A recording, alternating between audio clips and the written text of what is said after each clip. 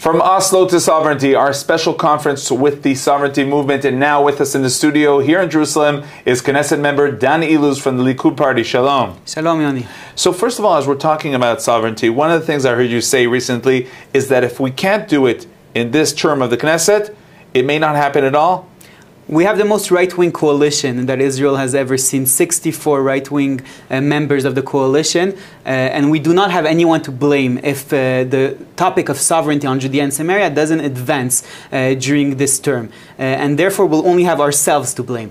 And so I really believe that if we don't move forward on this important issue, an issue that can really change the way history goes, up until today, from Oslo, right? That's the name of the program today. Ever since Oslo, and even ever since 1967, Israel has always been saying what it's willing to give up in Judea and Samaria. Concessions, always more and more concessions. If we now say we want sovereignty, then we're going the other way. We're going to say how Judea and Samaria is ours, and we're going to make this reality on the ground also. And that's why I really believe that it's very important historically, and why we have a unique opportunity with this coalition of 64 right-wing members of the Knesset to make it happen. Now, you're leading together with the Knesset member Taib a lobby on this topic, and one of the interesting things there is that you mentioned the 64 members of this coalition, but the lobby that supports sovereignty in the Jordan Valley is comprised from people from the left, from the right. You know what? I won't say left from right. Coalition and opposition. We have coalition and opposition,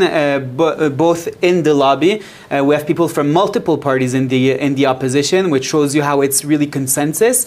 And it's really a consensual issue. A lot of people speak about the divisions in Israel nowadays. We see the protests outside about the judicial reform. And if we're looking about something that can unite the people of Israel, I think that when we're talking about sovereignty in the Jordan Valley specifically, the consensus is very wide. We also have a lot of statements from the past, from Benny Gantz, from even Yair Lapid, that speak about sovereignty in Judea and in the Jordan Valley specifically. Maybe they don't agree on all of Judea and Samaria, but we can agree on the Jordan Valley. So starting there in the Jordan Valley can be something that unites the people in Israel in these divisive times.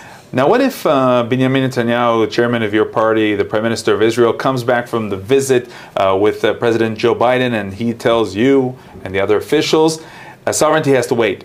There's the normalization with Saudi Arabia. That's more important. The price for now is something regarding Judea and Samaria, is sovereignty to be pushed aside. What will you answer that? Listen, I believe that this is a false equation, because I think that history has shown that whenever the Jewish people are really strongly believe in their rights to the land, and they show that belief also on the ground, then we see that peace becomes possible. Whenever we hold strong on Judea and Samaria and show that we're unwilling to make concessions, then we see other opportunities, other venues for peace happening. This is what happens in the happened in the Abraham Accords, and this is what I think can happen also with Saudi Arabia. If we show strength, then they will want to make peace with us. If we show weakness and start talking about concessions and things like that, then there's no reason to make peace. By the way, this is not something that I invented.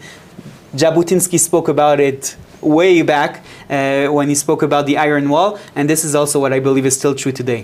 Now, you as a lobby, you also as a public official, are in touch with U.S. congressmen on this issue as well. I am in touch. I have several relations with congressmen from my previous role in the Zionist Organization of America, but I'm also in touch nowadays, and I plan to fly in December in order to try to lobby Congress in order to start to understand the importance of sovereignty and how it can be good for the whole region, for Israel definitely, but also for the whole region. And I plan to go in December in order to lobby members of Congress. Okay, Knesset member Dan Illouz, the Likud party, thank you very much. Thank you very much.